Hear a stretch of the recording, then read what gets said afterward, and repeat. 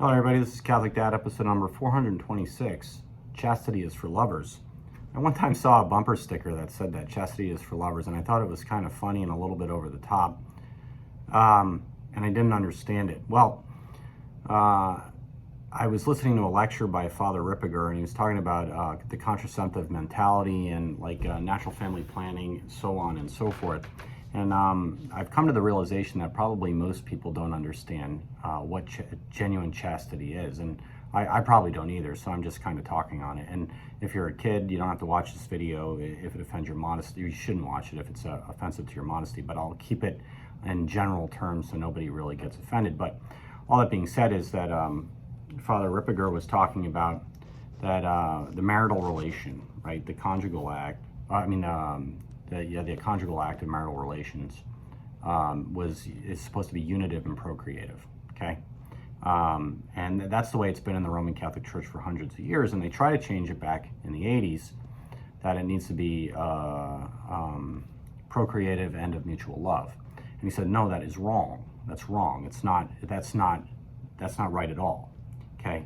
That it doesn't have to be a good feeling, right? Like in terms of, you don't have to be like emotionally in love with your spouse for that to occur. And the reason why this is, okay, this is a deep topic, by the way, and I don't mean to offend anybody on this, but you have an obligation towards your spouse for payment of marital debt, and that's the marital act. And that if you deny your spouse that, that you're not paying the marital debt. And he says it doesn't matter if the one spouse hates the other at any point in time. It doesn't matter.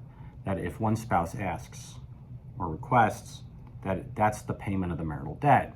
And you're not asking because you hate your spouse, right? You're asking because you have these earthly desires. St. Paul, by the way, he said that it is better that you shouldn't get married. But most people aren't strong enough not to be married. So they should be married, right? It's better that you don't, but because you're human and you have these earthly desires, it's better that you are, and those desires should be directed at your spouse, essentially. And that's the marital debt. And so, life is hectic, and married life is very hectic. And that sometimes you don't always feel the best about your spouse. You just don't, right? But you still have those same earthly desires, even when the marriage is difficult. And so that's the payment of the marital debt, that these earthly desires need some sort of, released, or else it tends to descend into sin, right? And what are the sins? The non-chastity is self-abuse, pornography, adultery, covetous thoughts, so on and so forth. Like these things are mind wanders, right? And it could descend into sin. And the payment of the marital debt, essentially, the spouse realizes that the sins of concupiscence, like of these earthly desires, that it's your job as the spouse to help your spouse get to heaven, right? And so you essentially take away those earthly desires. And so something to think about, right? Because I heard him say it, Father Ripperger say it, and I was actually shocked. And I shouldn't have been shocked, but that makes a lot of sense to me. And it should make a lot of sense to anybody who's been in a marriage, because it's not easy, it's hard.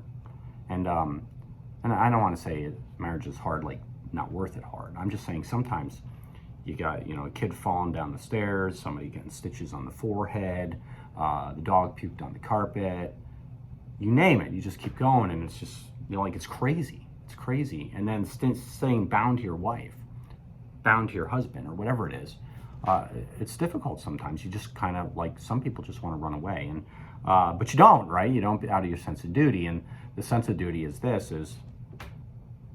you swore to God you wouldn't. That's what you did. And I posited the question the other day at work, what's a good reason to get divorced, right? And somebody said, well, infidelity, right? That's a good reason. And I'm like, no, it's not, right? And they're like, what are you talking about? And I said, does it make sense to you that you swear to God that you're gonna stay with this person and care for him forever, right? And you love, honor, whatever else, the sacrament of marriage, until you don't want to, and then you just have an affair and you're out of the marriage? Does that make sense? Infidelity is not a reason for divorce. And in fact, the gospel a lot of Protestants like to say this.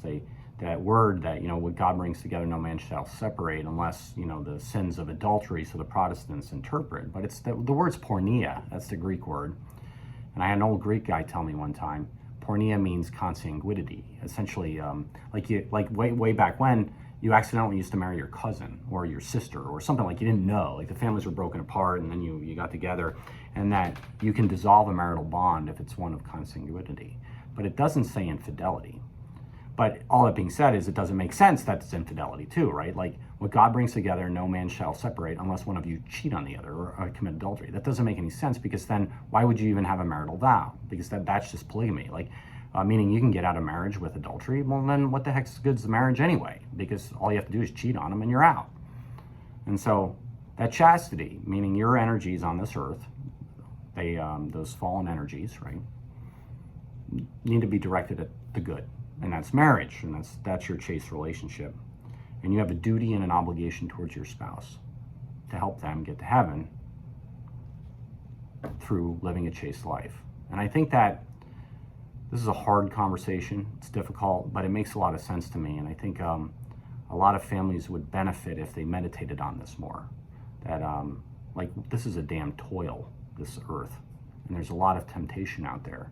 And why not be tempted by your spouse? Now, you hear a lot of people complain about their spouse. No, I don't hear a lot of people, but every now and then somebody complains about their spouse. Well, like he's not good enough this way, or he's not hardworking enough. He's not a good provider, or she doesn't look like a bikini model, or you name it. Like people always complain, but would you really be happy being married to a bikini model? Something you got to think about. Like that would be easy. Like every guy wants to be married to a bikini model. Well, now it's hard because every guy wants to be married to her, right? And so once she's the bikini model, you have to earn that, which means you got to be even better than that. And what a damn dogfight, it would be a battle. That would be a battle. So you're married to your spouse. It's a challenge. It's hard. It's difficult sometimes, but that's what makes it worth it, right? It's like if it were always easy, then you probably would grow tired of it, right? You'd be like, oh, well, I need something else now because it's not the damn challenge that I'm used to. We weren't made for comfort. We were made for greatness. I once had an Italian doctor tell me one time. She said, you don't always get the spouse you want. She said, I'm an Italian woman, and I always wanted a man with a big hairy chest, and I ended up marrying a Vietnamese guy, and he's like a Chihuahua. He has no hair on his body at all, but I love him, and I didn't get what I wanted, but I'm married to him, and that's just the way it works, Yeah, and so I'm 5'10". My wife, if she had her druthers, would probably marry somebody 6'8". But yeah, so here we are, and I'll do my best as her spouse, and she does her best as my spouse. So all that being said, is chastity is for lovers. Think about it. I think it's really it's a really good topic to think about and pray and meditate over, even as a couple for the most part. So this is Catholic Dad making you think about it. Please like or subscribe, get the Mass, and pray the daily rosary. God bless you all. Have a nice day.